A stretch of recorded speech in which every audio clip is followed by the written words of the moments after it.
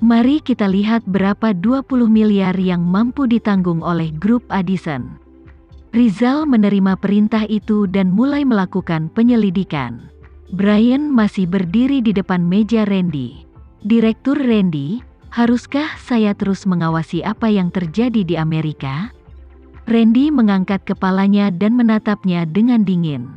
Bagaimana menurutmu? Saya telah meminta Juna untuk menyerahkan semua proyek dan tugas yang ada kepada orang lain. Dia akan bertanggung jawab atas panggilan video Anda dengan sedikit kehilangan mulai sekarang. Brian mengamati ekspresi Randy dengan cermat saat dia berbicara. Karena Randy tidak bereaksi banyak selama lamarannya, itu berarti dia telah membuat pengaturan yang tepat. Sungguh sia-sia hanya memikirkannya. Direktur Randy mungkin satu-satunya orang yang mampu menyia-nyiakan bakat seperti ini. Juna adalah seorang Ph.D. lulus dari universitas bergengsi. Dengan keterampilan dan kemampuannya, dia entah bagaimana akhirnya bertanggung jawab atas panggilan video antara ayah dan putrinya. Namun, Juna menerima tugas tersebut.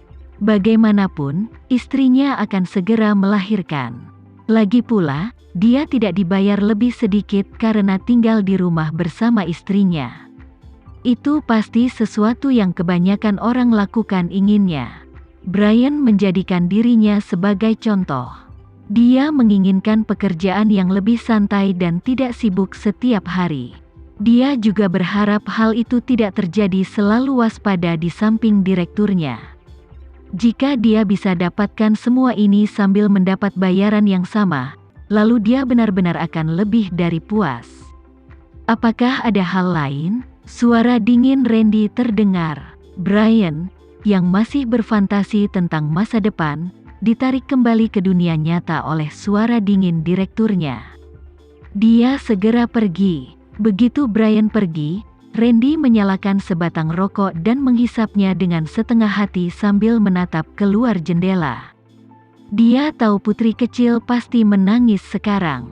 Baru saja, air mata si kecil sudah mulai mengalir di wajahnya. Dia berusaha sangat keras untuk menahan air matanya. Dia tahu bahwa ketika dia menutup telepon, putri kecil pasti akan menangis sedih. Memikirkan ekspresi sedih putri kecil, Randy tidak bisa duduk diam lebih lama lagi. Dia bangkit dan mengambil jaket yang tergantung di samping dan kiri.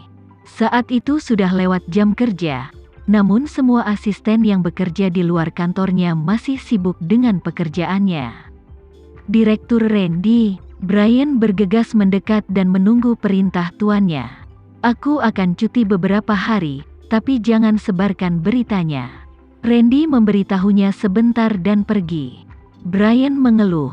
Dia mungkin tidak akan memiliki kesempatan untuk beristirahat dalam beberapa hari mendatang.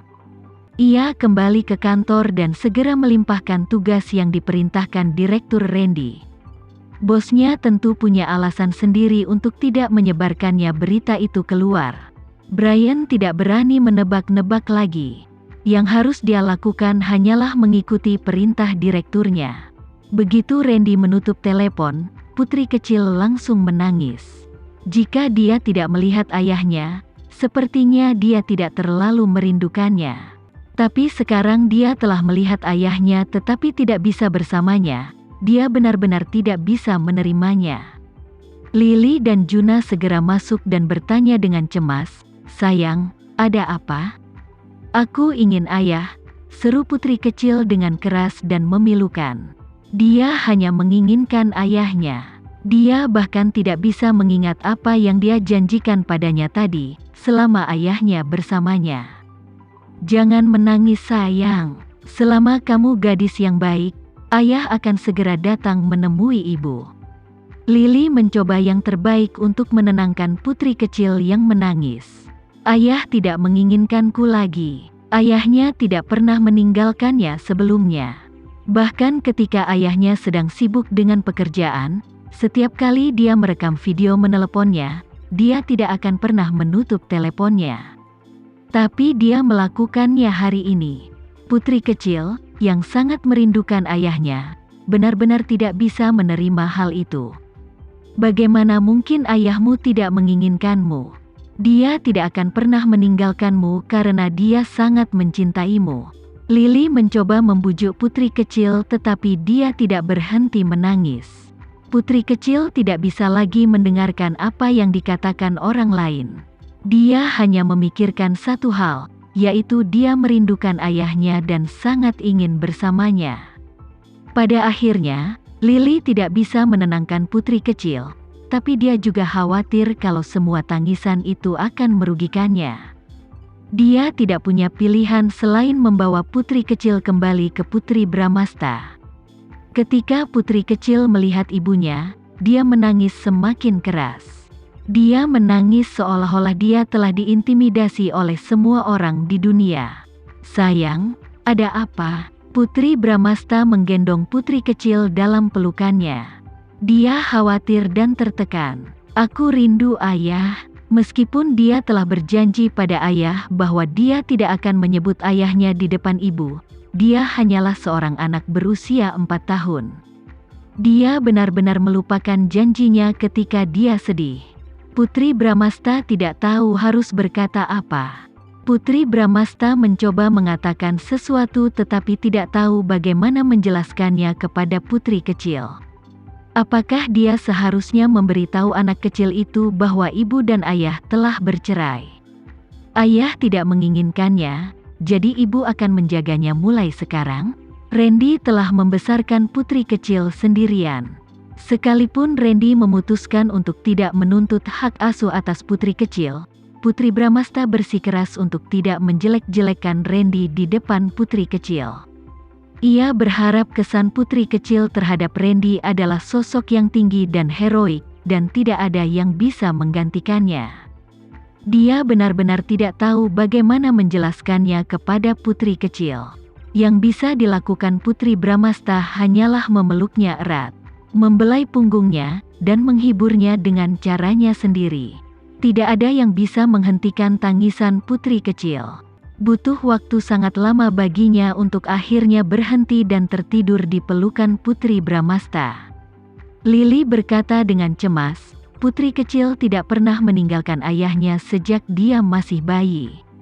Wajar jika dia merindukan ayahnya. Jadi jangan terlalu khawatir.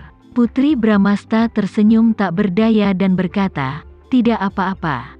Dia akan berhasil melewatinya. Ketika Putri Bramasta mengusulkan cerai, Putri Bramasta mempertimbangkan bahwa putri kecil tidak pernah meninggalkan ayahnya, jadi dia ingin memberikan hak asuhnya kepada Randy. Siapa sangka Randy memutuskan menolaknya? Di luar dugaan Putri Bramasta, Randy menyerahkan hak asuh putri kecil. Akhirnya, dia menerimanya tanpa terlalu memikirkannya. Lagi pula dia benar-benar ingin membesarkan putri kecil. Karena Randy tidak mau merawat putri kecil, dan itulah yang diinginkannya, itu bukanlah ide yang buruk. Namun dalam hati putri kecil, yang dia pedulikan hanyalah ayahnya. Sangat sulit baginya untuk menerima kenyataan bahwa ayahnya tidak lagi berada di sisinya. Lily berkata, "Put, sebenarnya." "Lily, hentikan. Aku mengerti." Putri Bramasta menyela Lily sambil tersenyum dan berkata, "Kamu tidak perlu membuatkan kami sarapan mulai sekarang dan seterusnya. Aku bukannya tidak berguna. Kamu tidak perlu mengkhawatirkanku sepanjang waktu. Kamu masih mengandung bayi dan akan melahirkan kapan saja. Sekarang, kamulah yang harus kita lindungi." Lily menjawab, "Aku baik-baik saja." Putri Bramasta memotongnya, "Lily, aku juga baik-baik saja. Tolong percaya padaku, aku benar-benar bisa melakukannya." Ketika dia dikhianati di masa lalu, dia bisa keluar dari situ dengan baik-baik saja. Jadi, apalagi yang bisa menghentikannya sekarang? Tidak ada apa-apa. Dia sangat yakin bahwa dia bisa melakukannya. Dia bisa bekerja keras dan merawat anak-anaknya dengan baik. Dia bisa melakukan semuanya. Dia tidak membutuhkan orang lain untuk melakukan segalanya untuknya. "Put, aku." "Lily, apa kamu tidak percaya padaku?" Dengan kata-kata Putri Bramasta, Lily langsung mengerti. Dia akhirnya mengerti mengapa Putri Bramasta mengajukan cerai dan mengapa dia tidak ingin Putri Bramasta selalu menjaganya. Karena dia adalah Putri Bramasta. Sejak muda, Putri Bramasta sangat mandiri. Dia tidak punya siapapun untuk membantunya. Dia terbiasa menjaga dirinya sendiri dan bertanggung jawab atas apapun yang dia lakukan. Dia mengalami banyak hal di kemudian hari.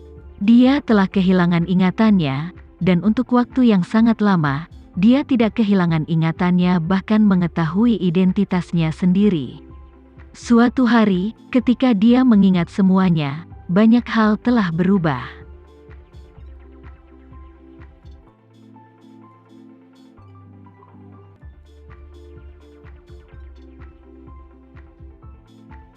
Sekian dulu ya video kali ini. Kita lanjutkan lagi videonya di lain waktu. Oh iya, bagaimana menurut kalian? Semoga bisa sedikit menghibur kalian semua. Untuk teman-teman yang baru nonton, jangan lupa subscribe ya, hehehe. Dan kalau teman-teman ada yang ingin gabung langganan, bisa langsung gabung saja untuk dapat fitur yang menarik dan sedikit membantu Mimin. Terima kasih banyak sudah menonton, sampai jumpa lagi, bye bye bye.